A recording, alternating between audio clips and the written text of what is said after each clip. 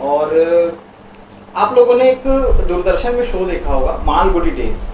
अभी के जो युवा हैं और अभी के जो बच्चे हैं उन्होंने नहीं देखा होगा, वो यूट्यूब पे सर्च कर सकते हैं, लेकिन हमने अपने दौर में देखा है। और जब वो शुरुआत होती थी तो उस पर एक कार्टून आता था।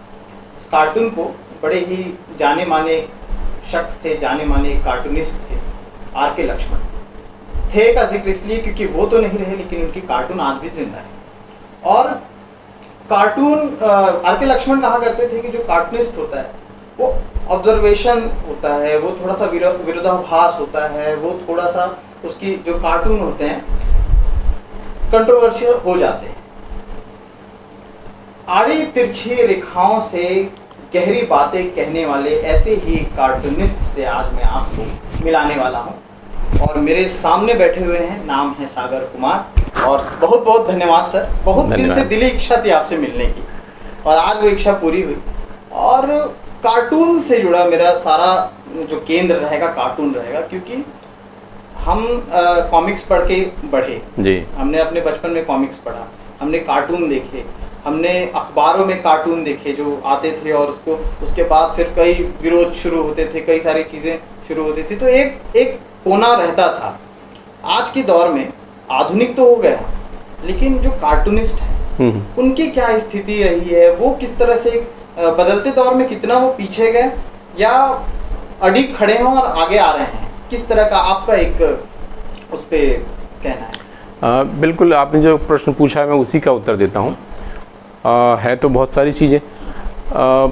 जब मैंने कार्टूनिंग स्टार्ट किया था, मुझे याद है कि पहला मेरा कार्टून जबलपुर में छपा था और वो समय था मिखाइल गोर्बाचेव जब रशिया के प्रेसिडेंट थे। उस दौर में कार्टून बड़ी एक शक्ति थी, बहुत बड़ा पावरफुल टूल था। और जैसा आप जानते हैं कि कार्टूनिस्ट जो होता है वो हर समय स्थायी विपक्ष की भूमिका निभाता है। और स्थायी विपक्ष की भूमिका निभाता है, इसका मतलब है कि वो जो रूलिंग गवर्नमेंट होती है या व्यवस्थाएं जो होती है, व्यवस्थाओं में आपका कोई भी व्यवस्था हो सकती है, समाज से जुड़ी व्यवस्था हो सकती है, एनवायरनमेंट से जुड़ी, उसमें से एक राजनीति भी आती है। तो वो कुरीतियों पे और कमियों पे चोट करता है। अभी जो आपने प्रश्न पूछा, मुझे लगता है कि चोट करना उस समय कुरीतियों पे आसान था, क्योंकि उस चोट को लोग, लेखक हो या पढ़ने वाले हो या नेता हो, मैं किसी एक पार्टी विशेष की बात नहीं करता हूँ, ऑन द होल जो उस समय लोग कार्टून को बड़े पॉजिटिव लेते थे और व्यवस्थाओं पे जब चोट होती थी तो वो उनको बहुत पॉजिटिव लेके उन सब चीज़ों का आनंद लेते थे। मुझे लगता है कि वो चोट अब जो है, मैं फिर से रिपीट कर रहा हूँ कि अब चोट शायद सहने की शक्ति अब शायद नहीं रही। जो भी व्यवस्थाएं हैं, जो सिस्टम हम जब बोलते हैं तो सब लोग आते हैं इसमें, तो इस सिस्टम पे या अब लोगों में उस चोट को सहने की शक्ति अब कम हो गई है। अगर हाँ, एक चैलेंज है और अभी नए लोग कितने आते हैं और किस तरह से उन सब चीज़ों को ले जाते हैं। जैसे आपने लक्ष्मण साहब की बात की, लक्ष्मण साहब का दौर मुझे लगता है कि कार्टूनिंग का वो स्वर्णिम युग था।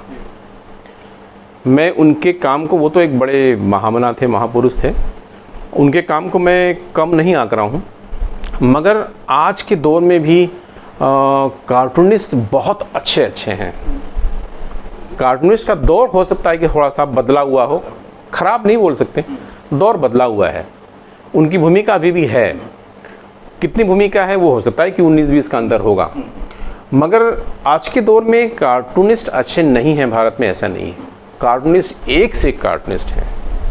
आपके जम्मू कश्मीर से लेके केरल से लेके चारों तरफ हर स्टेट में एक से एक कार्टून, बहुत से अच्छे कार्टूनिस्ट काम कर रहे हैं। जैसे कि आर के लक्ष्मण साहब का जिक्र हुआ जी, तो एक किस्सा याद आता है।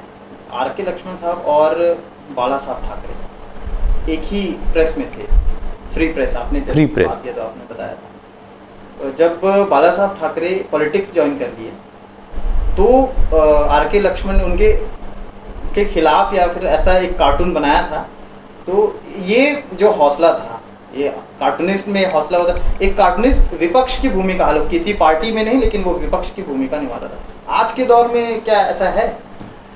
मुझे लगता है कि नहीं है, नहीं है। मैं किसी का नाम नहीं लूँगा, मगर ये है कि हम जब किसी ने कहा है कि चाहे वो पत्रकार हो या व्यंग लिखने वाले हों या लेखक हो, जब वो किसी शासन के दरबारी बन जाएंगे तो वो चीज़ ख़त्म हो जाएगी।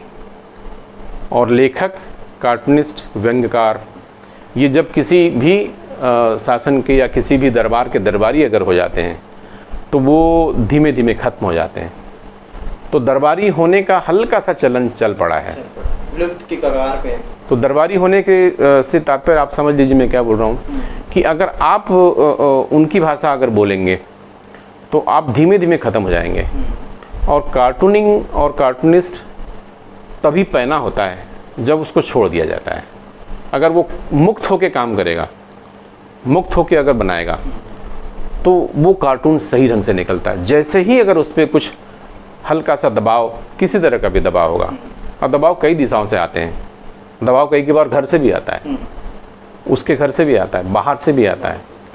अब मुझे लगता है कि दबाव चारों तरफ से है, खास करके अब जो है सरकारें या सिस्टम जो है अपने खिलाफ कार्टून बनते हुए नहीं देख सकते। सच ये है कि मैं पेंटर हूँ, पेंटर था।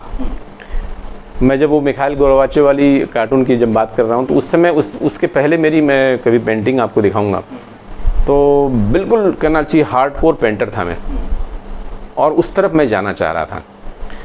फिर मैं कुछ ऐसी चीज़ें, और भी मेरी कुछ दूसरी एंगेजमेंट्स और हैं दूसरी तरफ भी, और बहुत सारा काम कर रहा हूँ मैं। तो मुझे लगा कि यार वो फिर थोड़ा सा टाइम टेकिंग है और मेरे पास समय की थोड़ी सी कमी थी। तो मैं सोचा कि नहीं, उसको थोड़ा सा स्विच ओवर करके मैंने बोला कि नहीं, कार्टूनिंग को पकड़ा जाए। नवभारत जबलपुर में मैंने कार्टून बना के, उस दौर में पेंसिल और पेन से बनते थे कार्टून, बना के मैंने भेजा था। और मुझे याद है कि वो घटना ये थी कि मिखाइल गोर्बाचेव ने, जब ये अभी जो यूक्रेन और सब टूट के अलग जब टूट रहा था, तो मिखाइल गोर्बाचेव ने रसिया से किसी यूक्रेन या किसी देश की गैस पाइपलाइन काट दी थी। मुझे अच्छे से याद है। तो मुझे अच्छे से वो सीन भी यही था कि मिखाइल गोर्बाचेव जो हैं गैस पाइपलाइन काट रहे हैं, और यूक्रेन या किसी उधर वो बच्चा जो है अपनी मम्मी को बोला, मम्मी देखो हमारी गैस पाइपलाइन काट रहे हैं। वो पहला कार्टून था, उन्होंने छापा था, और मैं उस समय बालाघाट में था, तो उस दौर में वहाँ से छपना बड़ी बात। उसके बाद जो मेरा मेजर जो काम छपा है वो है नवभारत रायपुर। और मुझे पहचान, या मुझे कार्टून के रूप में, कार्टूनिस्ट के रूप में स्थापित नवभारत रायपुर ने किया है। तो मैं नवभारत रायपुर का, और देश और विदेश लेवल पे अभी भी विदेशों में एक मैगजीन वेबसाइट है, वहाँ भी अमेरिका में मेरे कार्टून छपते हैं। और मुख्य मगर बड़ा स्पैन जो है कार्टूनिस्ट एज ए कार्टूनिस्ट, वो नवभारत में रहा, रायपुर में रहा। कोई ऐसी कार्टून आपकी जो काफ़ी ज़्यादा इसका विरोध हो गया हो? विरोध, मैंने एक बार एक विरोध, ऐसे बहुत सारे, मतलब जब आप कार्टून और कार्टूनिस्ट की बात करते हैं तो वो शब्द में ही विरोध है शब्द में ही विरोध है ना। वो काम उसका किसी को खुश करने के लिए, उसका काम खुश करना नहीं होता। तो जब खुश करना नहीं होता तो जिन पे कार्टून लागू होता है तो नाराज़ होते हैं।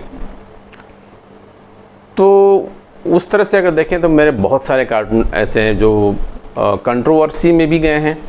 और जब बहुत ज़्यादा अगर देखी, न केवल कार्टून की, अगर कोई चीज़ अगर अच्छी है तो भी वो अच्छी होने के बाद भी कंट्रोवर्सी हो जाती है। तो ऐसे कार्टून, बहुत सारे कार्टून, मगर एक कार्टून की मैं आपको चर्चा करता हूँ कि मेरे कार्टून में आप जब देखेंगे तो एनवायरनमेंट से रिलेटेड, वीमेंस, महिलाओं से संबंधित, और भ्रूण हत्या पे बहुत सारे कार्टून करता हूँ मैं। अगर आप मेरे पिछले करीब 25-30 साल के कार्टून देखेंगे तो इसमें ये कार्टून बहुत मिलेंगे। एक कार्टून मैंने किया था भ्रूण हत्या पे, और उस कार्टून में मैंने जानबूझकर ब्लड शेड बहुत दिखा दिया था। कुछ कार्टून ऐसा था, तो वो कार्टून में एक तलवार है, और तलवार, एक पिता के हाथ में तलवार है, और तलवार से लटकी हुई एक भ्रूण है, जो बच्ची का भ्रूण है, वो लटका हुआ है। और वो हाथ जोड़कर अपने पिताजी से बोलती है, जो वो डायलॉग है, वो डायलॉग बहुत ही इमोशनल करने वाला है और उससे खून टपक रहा है। तो लोगों ने उस कार्टून को पसंद भी किया। मतलब मुझे लगता है कि जहाँ भी इंडियन डायस्पोरा है, विदेशों में, देश में, खूब सारा उसको पसंद किया लोगों ने उसको। मगर मुझे कुछ लोगों ने लिखा भी कि आपने इतना ब्लड सेट दिखा दिया, ये ठीक नहीं किया आपने।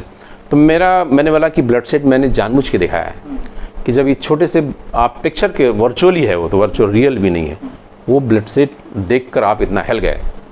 तो आप सोचिए कि जिस बच्ची को काट काट कर निकाल दिया जाता है, उस बच्ची को क्या दर्द होता होगा। मेरे गुरु मतलब यहाँ प्रोफेसर साहब थे, विनोद शंकर शुक्ल सर, जो है अब तो नहीं रहे वो। उन्होंने मुझे बोला था कि देखिए आप जिस फील्ड में अब जा रहे हैं, उन्होंने बताया था कि ये बड़ी साधना है। और उन्होंने एक मंत्र दिया था, मैं गुरु मंत्र, और उसको अब तक मैंने फॉलो किया कि मुझसे, देखिए मैं बताऊं कि नाम मेरा भारत में सब लगभग जानते हैं और ईश्वर की कृपा से नेम फेम बहुत है। कई बार मुझे फेसबुक पे बोलते हैं कि सागर साहब आपसे मिलना है, आपको देखना है। मैं इन सब चीज़ों को दूर रखा है, मैंने अपने फेस को थोड़ा सा कम उससे जोड़ कर रखा हूँ। उन्होंने एक गुरु मंत्र दिया था कि देखो आप अपने फेस को लो प्रोफाइल रखना, अपने काम को हाई प्रोफाइल पर रखना। जब आपका काम अगर हाई प्रोफाइल पे आ जाएगा तो सफ़र करेगा। फेस अगर आपको हाई प्रोफाइल अगर आ गया, आपका काम नहीं दिख रहा है, फेस ही फेस दिख रहा है, तो फिर आपका काम सफ़र करेगा, उसमें वो चीज़ नहीं आ पाएगी। तो उन्होंने बोला था कि अपने प्रोफाइल, फेस प्रोफाइल को आप पीछे रखो, काम की प्रोफाइल को ऊपर रखो। मैंने उसी गुरु मंत्र को रख के मैंने आज तक काम किया है।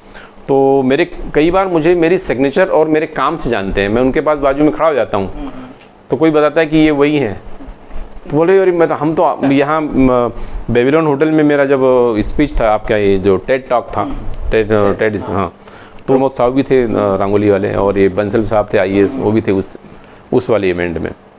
तो वो उन्होंने परिचय करवाया, तो बोले कि सर आपको मैं जानता हूँ, बहुत लंबे समय से जानता हूँ, आपका फेस नहीं देखा, मगर आपकी सिग्नेचर और आपकी स्टाइल कहीं भी होगी मैं देख लेता हूँ कि ये तो सागर साहब का कार्टून है ना। तो मैं युवाओं को ये बोलता हूँ, अभी जो आ रहे हैं लोग, खूब आ रहे हैं, आप देखिए कि बहुत सारे लोग अब फेसबुक पे, पर उसके आने का कारण मेरे को लगता है, क्वेश्चन आपका ये था, प्रश्न ये था कि नए लोग आ रहे हैं क्या। तो मैं उस समय और अभी भी मैं देखता हूँ कि कार्टून बनाने वाले जो हैं, नंबर तो बहुत बढ़ गया है, काफ़ी नंबर बढ़ गया है। मगर इसमें एक बड़ी बात मैं बहुत साइलेंटली चुपचाप वॉच कर रहा हूँ कि जिसको जेन्युइन जो कार्टूनिस्ट बोलते हैं ना, वो कम है। आज की डेट पे डिजिटल पेन है और वो कागज़ की जगह डिजिटल पैड है। मैं भी टेक्नोलॉजी का भरपूर यूज़ कर रहा हूँ, मगर मुझे लगता है कि तलवार अगर चलानी है, आजकल 3D गेम आ गए हैं, और रियल अगर आपको ग्राउंड में उतरना है तो रियल तलवार आपके हाथ में होनी चाहिए। पहले उसकी प्रैक्टिस होगी, तब जाके आप जो है बाकी चीज़ें कर पाएंगे। शुरुआत से अगर वर्चुअल अगर हो जाएंगे आप, तो नहीं है। अभी मैं वर्चुअली कर रहा हूँ, डिजिटली कर रहा हूँ, मगर मैंने शुरुआती जब जहाँ से स्टार्ट किया था तो पेंसिल और पेन वाला ही काम शुरू किया था। अभी मुझे जो लोग कमी लग रही है कि अब सीधे डिजिटल पे लोग आ रहे हैं, और इसमें ऐसे ऐसे टूल्स हैं कि अगर आप चाहें तो आपको, अगर आपकी लाइनिंग अच्छी नहीं है, आपने खींचा तो ऑटोमेटिकली वो प्रोग्रामिंग ऐसी है कि वो ठीक कर देता है, ठीक कर देगा। हाँ। तो मेरी लाइन का फोर्स देखकर कई बार ऐसा लोग बोलते हैं कि साहब आप जो है कोई यार सॉफ्टवेयर यूज़ करते होगे। तो मैं बोला भी कि मतलब ऐसा हो सकता है, क्योंकि मेरी लाइन का फोर्स देख के डाउट होता है लोगों की ये इतनी अच्छी लाइन तो हो नहीं सकती। तो मैं उनको बोला कि मैं एक बार बोला भी कि ऐसा करो, आप जहाँ भी आप जो भी प्रोग्राम अरेंज करो, आपका शीट, आपकी पेन, आपका सब कुछ, मैं वही फोर्स खींच के दिखाता हूँ आपको। तो वो इसलिए आया क्योंकि बेसिकली उसका जो जो बेसिक्स होते हैं वो सीखे हैं हमने। ऑब्जर्वेशन आपने शुरुआत में बोला था, ऑब्जर्वेशन में पूरी लाइफ बीत गई है। अभी मैं आपको देख रहा हूँ, आपने ऐसे करके रखा हुआ है, एक चश्मा पहन, मेरा ऑब्जर्वेशन कंटिन्यूस चल रहा है। मैं कभी अगर कोई इंटरव्यूअर का अगर मुझे कैरिकेचर या कुछ कार्टून मारना होगा, मैं कंटिन्यूस आपके पोस्टर को वॉच कर रहा हूँ, है ना। सामने भाई साहब जो कर रहे हैं, मैं इनके पोस्टर को वॉच कर रहा हूँ। मुझे जब भी कुछ स्केचिंग करना होगा तो मुझे काम आएगा ये। ये ऑब्जर्वेशन जो है और ये बड़ी वही साधना वाली बात है, कंटिन्यूस। तो लोग आ रहे हैं, आना चाहिए, पर मेरी सलाह ये है कि बेसिक्स सीखें पहले, वो खबर जो आपको अंदर तक थोड़ी सी टच कर जाए, फिर कार्टून वहाँ से निकलता है। अब ये पॉलिटिकल भी न्यूज़ हो सकती है, जैसे मैंने अभी अरण आपके हसदेव को लेकर अरण पे मैंने बहुत सारे कार्टून बनाए, हाँ चल भी रही थी, है ना। तो वो मैंने कार्टून किया। अभी एक आप कार्टून उस पर हसदेव अरण पे मैंने एक बार वहाँ भी आपके मुंबई में एक बहुत जंगल है, काटे जा रहे थे मेट्रो के लिए, उसमें कार्टून मैं आपको बताता हूँ और आपको सुन के बड़ा अच्छा लगेगा। उस समय दूसरी सरकार थी और आपके फडणवीस साहब चीफ मिनिस्टर थे, तो मेट्रो के कारण वहाँ से वो जो है जंगल काटे जा रहे थे। एक कार्टून था, बड़ा हिट हुआ था वो, कौन से जंगल थे मैं भूल रहा हूँ, कुछ नाम है वहाँ का। तो वो जंगल जब काटे जा रहे थे तो एक कार्टून था कि पीछे से वो फडणवीस साहब जो हैं मेट्रो से आ रहे हैं और उनके हाथ में एक वो है फर्श, क्या बोलते हैं, कुल्हाड़ी है, और मेट्रो से आ रहे हैं। सामने एक बड़ा सा पेड़ है, वो भाग रहा है और अपने एक बच्चे को लेके भाग रहा है। बस इतना ही कार्टून है वो, छोटा सा गोद में जैसे आदमी बच्चा लेके भागता है, तो एक बड़ा सा पेड़ है और वो भाग रहा है और हाथ में छोटा सा एक बच्चा, मतलब पेड़ है, ये कार्टून पौधा है, ये कार्टून था। वैसे ही अभी आप हसदेव पे आप देखेंगे तो देखिए इसमें हमारा कोई किसी भी XYZ किसी इस पार्टी से उस पार्टी से लेन देन कुछ नहीं है। जो जन भावनाओं से और जनता से जुड़े हुए मुद्दे होते हैं उनको उछाला जाता है, उन पे कार्टून बनते हैं। कार्टून हर समय हंसने के लिए नहीं होता, मेरा भी मानना है। मेरे ज़्यादातर जो आप कार्टून देखेंगे ये हसदेव फॉरेस्ट पे कार्टून है ना, ये हसदेव फॉरेस्ट पे है। तो कार्टून जो होता है हर समय हंसाता नहीं, वो चोट करता है, व्यवस्थाओं पे चोट करता है, गलत चीज़ों पे चोट करता है, और जो चोट करने वाली चीज़ों पे हंसी नहीं आएगी। मगर हाँ, कार्टून का एक बड़ा जो परसेंटेज है वो हंसाता भी है। यस। तो ये थे सागर कुमार जी जिनसे हमने बातचीत की। पीछे विजुअल चल रहा है और सर के बनाए हुए सारे कार्टून हैं, इनके विजुअल हैं, और काफ़ी मतलब अच्छा लगा हमें बातचीत करके। और इसी तरह के इंटरव्यूज़ हम आपके बीच पेश करते रहेंगे, लेकर के आते रहेंगे, ऐसी शख्सियत के साथ बैठ कर के आप बतियाते रहेंगे और आपको अलग अलग तरह के ज्ञान मिलते